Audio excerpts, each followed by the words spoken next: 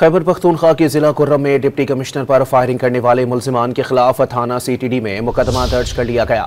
FIR में इक़दाम कत्ल समेत दहशतगर्दी की दफात शामिल हैं। मजीद जानते हैं डॉन न्यूज के नुमाइंदे जाहिद इमदाद से। जी जाहिद, बताइएगा क्या तफसील है आपके पास?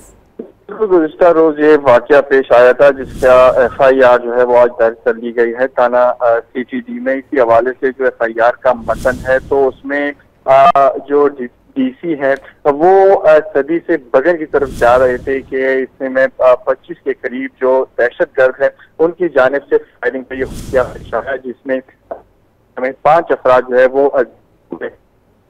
वो थाना CTD अहमदी शमा की है वो दर्ज किया गया है।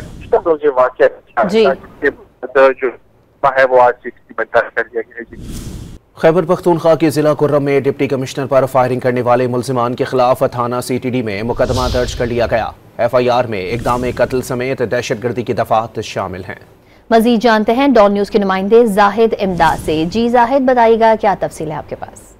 गुज़िश्ता रोज ये वाक़या पेश आया था जिसका FIR जो है वो आज दर्ज कर ली गई है थाना CTD में। इसी हवाले से जो FIR का मतन है तो उसमें जो DC है वो सदी से बगल की तरफ जा रहे थे कि इसमें 25 के करीब जो दहशतगर्द है उनकी जानिब से फायरिंग का ये वाक़या पेश आया, जिसमें हमें 5 अफराद जो है